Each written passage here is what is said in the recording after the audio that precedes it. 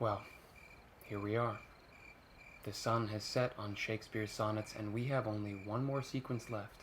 Sonnets 127 to 154 are mostly about the final character in Shakespeare's poems, the Dark Lady.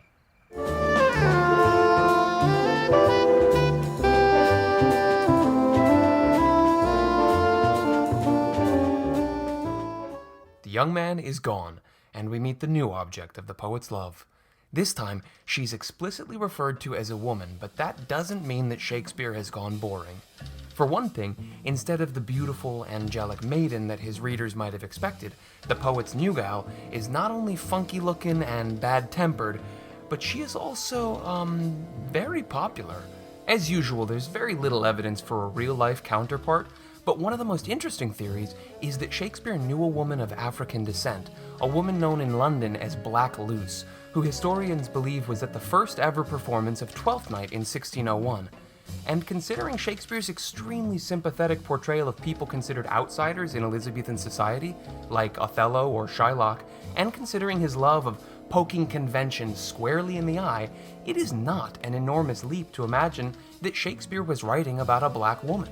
Again, we just don't know for sure, but any of those traditionalists who think that Shakespeare is only for dusty old dudes with English accents are dead wrong.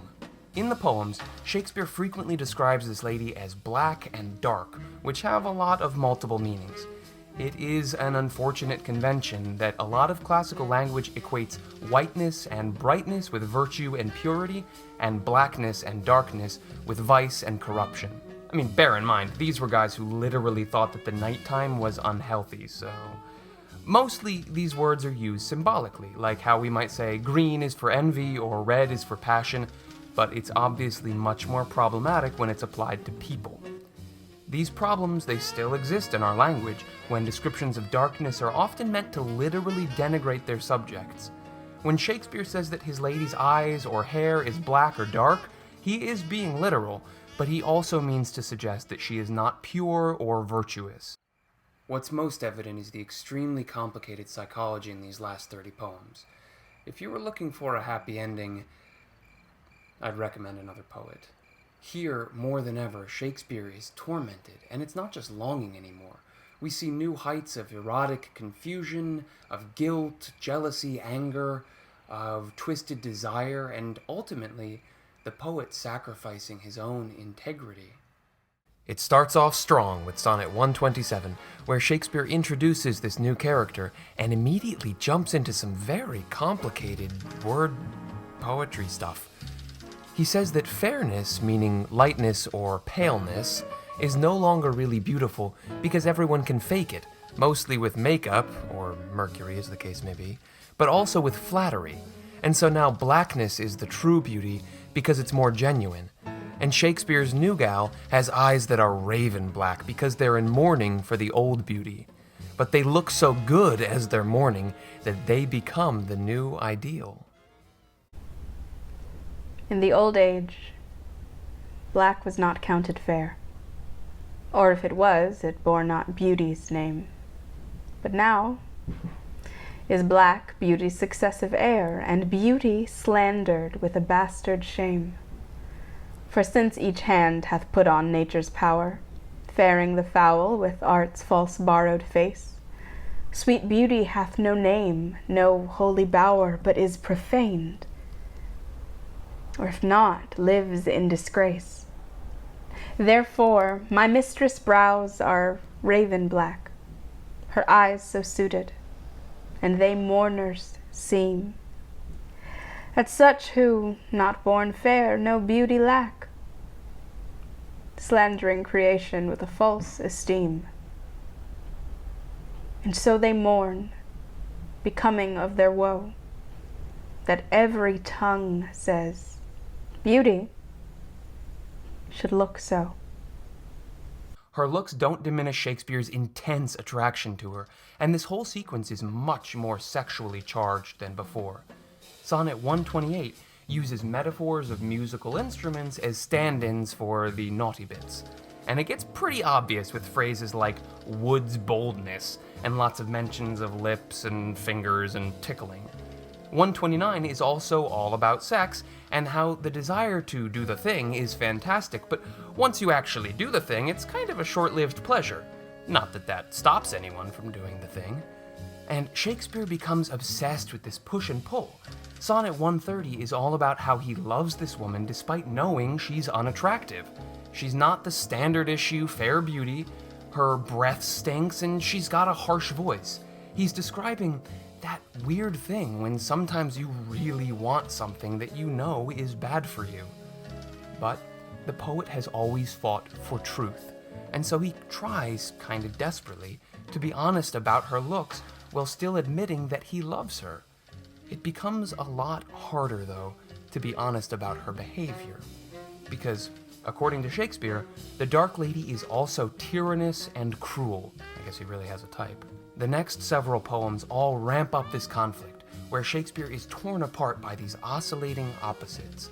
It's not just love and cruelty, but he uses antithesis between eyes and heart, between truth and lies, between sin and virtue. What happens is very interesting because as Shakespeare tries to connect these opposites, he's unable to find any compromise. Even though things get mingled, nothing diminishes. His love, just like his pain, is still as strong as ever, even if now they're mixing together. And they're combined with this heightened sexual fervor, so Shakespeare is actually turned on because she treats him badly. It gets very, messy. Sonnets 133 and 134 talk about how the Dark Lady loves the poet's friend, whom the poet also loves. Maybe it's the young man back for a cameo? But he also loves the Dark Lady, so it's like she's trapped both of them in her heart. Or in Sonnets 135 and 136, when Shakespeare both tells the Dark Lady that she is sexually voracious, and he begs to be used by her. He uses the word will over and over. He uses it the way that we would, to mean wish or willpower, but also to mean her sexual appetite. And he also uses the word will the way that we would use the word willy, if, we were 12. And of course, his name is Will, so the poet is also referring to himself. It's playful, sure, but it's also kind of manic. He says that, well, if she's off playing patty cake with half of London, why can't I get in there? What's one more Will? It's not maybe the sweetest idea for a love poem. The accusations of promiscuity continue for the next several poems, and Shakespeare agonizes over his simultaneous shame and desire. He talks about his eyes being fools and liars. He accuses her of being manipulative and cruel, and he refers to his own love as being a sin. You can see how torn apart he is in Sonnet 144, when he has a little devil, the Dark Lady, and a little angel, the young man, sitting on his shoulders. And rather than just tempt the poet, the devil has seduced the angel and taken over the whole show. Now, for some reason, Sonnet 145 is thrown in here. It's a random, probably much younger poem, it's got a different meter, and it's not really part of this story. So, screw it. But we get right back on track, and the poet's turmoil culminates in a deeply religious poem, Sonnet 146, hoping that this pain for his body means blessings for his soul. But in Sonnet 147, as he comes closer and closer to the reality of his situation, this desire becomes more like a sickness. My love is as a fever, longing still for that which longer nurseth the disease, feeding on that which doth preserve the ill, the uncertain sickly appetite to please. My reason, the physician to my love, angry that his prescriptions are not kept, hath left me, and I desperate now approve. Desire is death, which physic did accept. Past cure am I. Now reason is past care, and frantic mad with ever more unrest, my thoughts and my discourse, as madmen's are, at random from the truth and vainly expressed, for I have sworn thee to be fair, and thought thee bright, who art as black as hell, as dark as night. The poet realizes he has lost himself in the Dark Lady. Reason, health, sanity have all given way to desire. In 148, he realizes that his eyes have been lying to him, and in 149 and 150, he acknowledges that he is completely under her spell, his blind loyalty disregarding himself and worshiping her defects.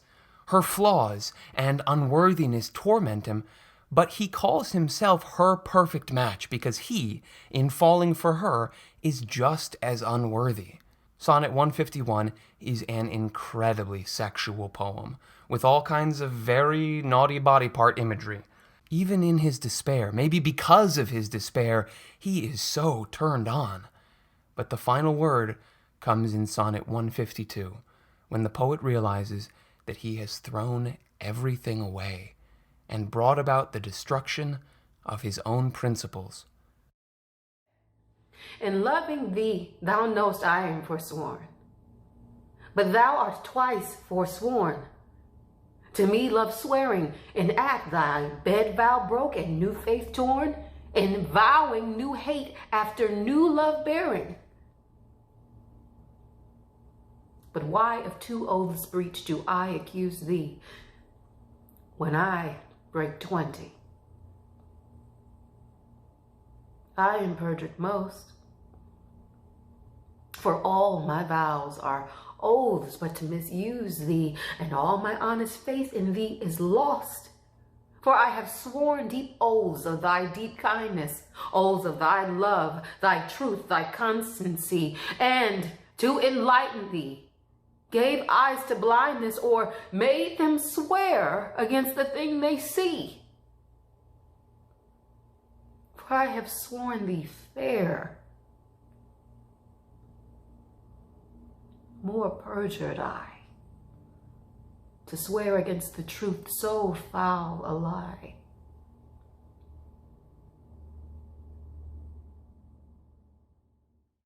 His desire to tell the simple truth, stated way back in Sonnet 21, has been corrupted. He has traded truth for lies. In the height of his unworthy love, he has lost himself and failed as a poet. The last two poems, 153 and 154, are totally random. They're just these crappy little poems about Cupid, maybe even written by somebody else. And just like that, it's over. So, what are we to take away from all of this? I mean, that is just kind of bleak. It's clear that the sonnets use stunningly gorgeous language to express complex, tragic, flawed humanity. When strung together, they tell a story of an imbalanced, desperate love. And yeah, this can be a depressing interpretation, but hope springs eternal. And there are some other, nicer ways of looking at this. For one thing, pain is essential, even if it's not pleasurable.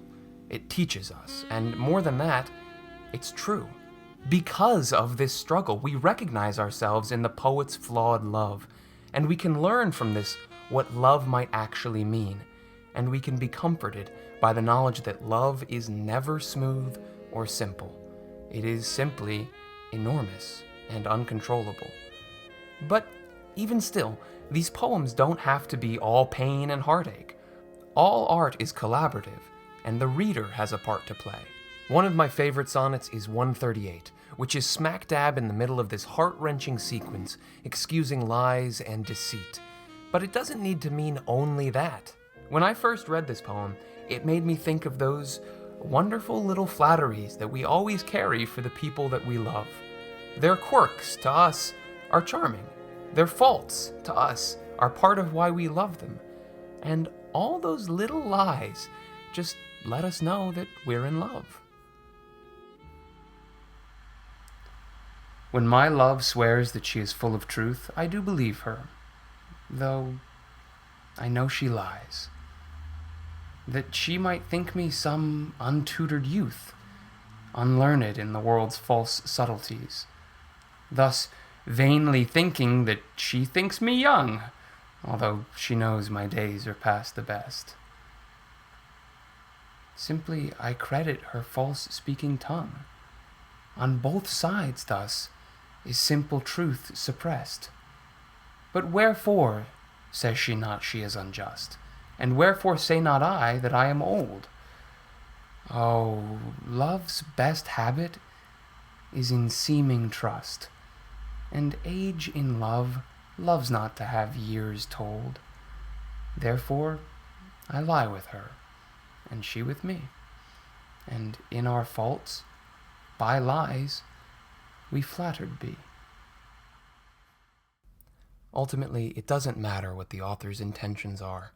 We readers have a part to play, and whatever those words mean to us, whatever experiences we have in our unique, universal lives, are met in an unperfected harmony with another's creation.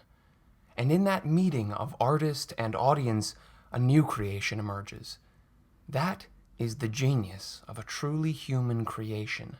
A poem not just for all time, not just for all of us, but for each of us. Thank you for watching. I'd like to thank the incredibly talented Maya Carter, Lilli Hokama, and Jasmine Rush for their sonnets for this episode, and a huge thank you to all of the readers for this whole series. And of course, an enormous thank you to all of the viewers like you. Please like and subscribe for more videos to come, whatever those might be, I'm not sure yet. But I really hope that you have enjoyed exploring Shakespeare's own quarantine project, and the next time you crack open the sonnets, I hope that you look at them with a little more familiarity and a lot more love. Thank you for watching.